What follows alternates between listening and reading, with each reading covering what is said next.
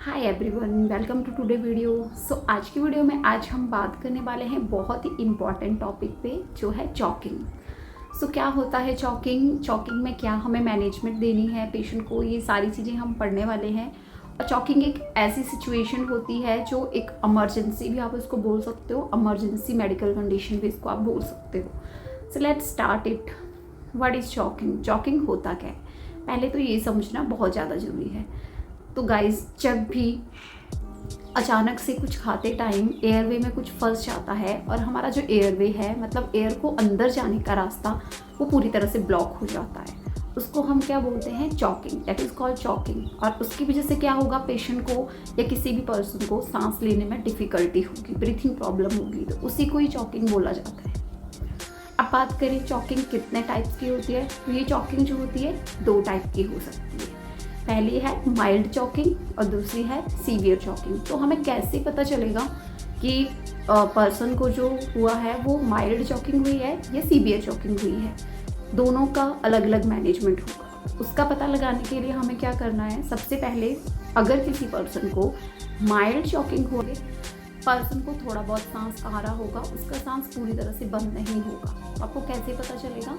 जब पर्सन सांस ले रहा होगा, ऐसे करके सांस ले रहा होगा, मतलब उसको बहुत एफर्ट लगेगा सांस लगाने में, और दूसरा वो सांस के साथ खांसी भी कर रहा होगा, या थोड़ा मतलब गले को पकड़ के बोल रहा होगा कि मेरे को ब्रीथिंग डिफ़िकल्टी हो रही है, मैं सांस नहीं ले पा रहा हूँ। तो अगर इस तरह से पर्सन कर रहा है, थोड़ा सा रिस्पॉन्स भी कर रहा है, व्हीजिंग साउंड भी आपको सुन रहे हो, उसकी सांस के साथ खांस भी रहा है वो, तो उसका मतलब क्या है कि पेशेंट को जो है वो माइल्ड एयरवे ऑब्स्ट्रक्शन हुआ है, माइल्ड चॉकिंग हुआ है उसको।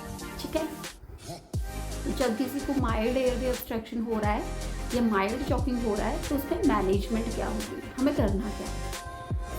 अगर किसी को माइल्ड एयरवे ऑब्स्ट्रक्शन हुआ है, माइल्ड चॉकिंग हुआ है, तो हमें पेशेंट को खांसने के लिए बोलना है और इमीडिएटली पेशेंट को हॉस्पिटल शिफ्ट करना है। हमें इमीडिएटली हॉस्पिटल शिफ्ट करना इसलिए ज़रूरी है क्योंकि अगर माइल्ड है तो वो सीवियर भी हो सकता है। तो जब तक उसको सीवियर ऑब्स्ट्रक्शन ना हो तो हमें इमीडिएटली हॉस्पिटल शिफ्ट करना है पेशेंट को, और हमें कुछ भी नहीं करना है। बट अगर हमारे पेशेंट को सीवियर चॉकिंग हो गया है, सीवियर एयरवे ऑब्स्ट्रक्शन हो गया है, तो उसको कैसे पहचानेंगे? अब बात कर लेते हैं। तो जब हमारे पेशेंट को सीवियर एयरवे ऑब्स्ट्रक्शन हुआ होगा तो हमें कैसे पता चलेगा? हमारा जो पर्सन होगा या पेशेंट जो होगा वो बिल्कुल भी सांस नहीं लेगा, वो खांसेगा भी नहीं और ना कुछ बोल पाएगा, और वो इमीडिएटली जो होगा बेहोश होने लगेगा और उसका चेहरा जो है वो पूरी तरह से नीला पड़ जाएगा। तो जब इस तरह की प्रॉब्लम हो रही है तो हमें इमीडिएटली एक्शन लेना बहुत ज़्यादा ज़रूरी है, नहीं तो हमारे पेशेंट की ऑन द स्पॉट डेथ भी हो सकती है। तो हमें उस टाइम क्या करना है? सीवियर चॉकिंग के टाइम में हमें, अगर कोई पर्सन अडल्ट है तो हमें अलग टेक्निक अपनानी है, अगर कोई पर्सन 1 साल से छोटा बच्चा है तो हमें अलग टेक्निक अपनानी है। तो पहले बात कर लेते हैं अडल्ट पेशेंट की। अगर कोई पर्सन ऐसा है जिसको चॉकिंग हुई है, सीवियर चॉकिंग हुई है, तो उस पर्सन को हमें क्या मैनेजमेंट देना है इमीडिएटली? तो सबसे पहले हमें क्या करना है, उस पेशेंट को अब्डोमिनल थ्रस्ट देना है। अब अब्डोमिनल थ्रस्ट अडल्ट पेशेंट में कैसे देते हैं वो समझ लेते हैं। तो सबसे पहले हमें क्या करना है, हमें पेशेंट को इस तरह से अपनी ऐसे लैप करके ऐसे पकड़ लेना है, जैसे कि आपको इमेज में दिख रहा है। फिर हमें क्या करना है, एक हाथ से मुट्ठी बनानी है और एक हाथ से इस तरह से उसको पीछे से पकड़ना है अपने हाथ को। फिर इसको वहाँ पे रखना है जहाँ पे पेशेंट का जिप्पॉइड प्रोसेस है। जिप्पॉइड प्रोसेस का मतलब होता है जहाँ पे चेस्ट का एंड हो रहा है, अब अब्डोमिनल स्टार्ट हो रहा है, मतलब अम्बलाइकस जो है हमारा स्टार्ट हो रहा है और चेस्ट का रीजन जो है वो फिनिश हो रहा है। ना तो हमें एब्डोमेन पे प्रेशर डालना है, ना ही हमें चेस्ट पे, हमें जिप्पॉइड प्रोसेस पे, जिप्पॉइड स्टर्नम के जो एंडिंग पोर्शन है उसमें जो है प्रेशर डालना है।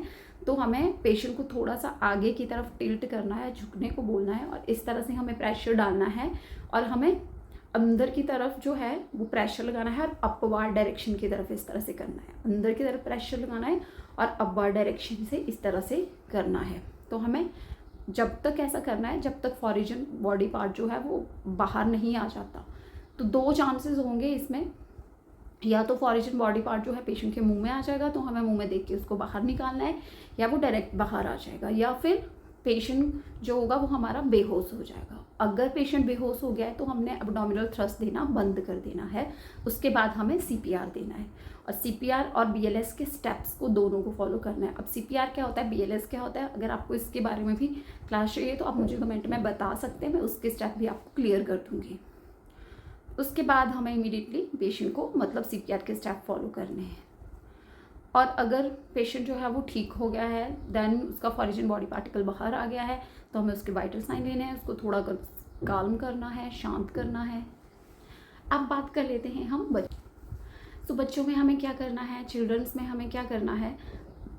1 साल से छोटा अगर बच्चा है और उसको भी अगर चॉकिंग हुआ है तो उस सिचुएशन में हमें क्या करना है, इस तरह से लैब बना लेनी है, हमें इस तरह से बैठना है हमें एक चेयर पे, और चेयर पे हमें एक हाथ में इस तरह से करके बच्चे को एक हाथ में उल्टा करके रखना है, और उल्टा करने के बाद ये जो हमारे फिंगर्स है उससे हमें उसके जा को सपोर्ट करना है, और इससे हमें उसके यहाँ से हमें उसकी नेक को सपोर्ट करना है। बट हमें ध्यान रखना है कि हम उसके एयरवे को प्रेस ना करें, उसका एयरवे प्रेस नहीं होना चाहिए। ऐसे उल्टा करके रखना है, और हमें ये जो लोअर वाली साइड है इसको नीचे की तरफ करना है, और बच्चे की जो बैक वाली साइड है वो अप आनी चाहिए।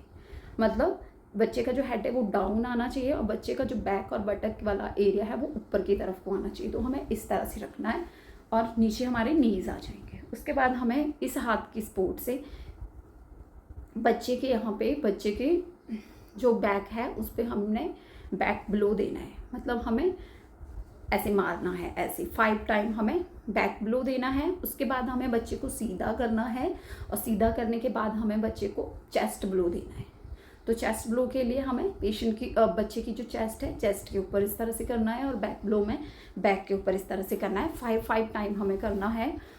और अगर फॉरिजन बॉडी पार्टिकल फिर भी नहीं बाहर निकल रहा है तो हमें फिर से इस चीज़ को रिपीट करना है, और हमें तब तक रिपीट करते रहना है जब तक बाहर नहीं निकल रहा है। और अगर बाहर निकल रहा है देन ठीक है, अगर हमारा पेशेंट बेहोश हो गया है तब हमें ये नहीं करना है, तब फिर हमें बीएलएस और सीपीआर स्टार्ट करना है पेशेंट को।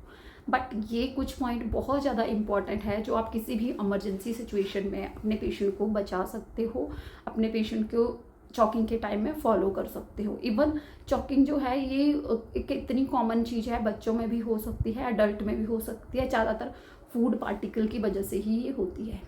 सो अगर आपको ये वीडियो अच्छी लगी हो तो इसे लाइक करें, शेयर करें और सब्सक्राइब करें। Bye bye, Radhe Radhe.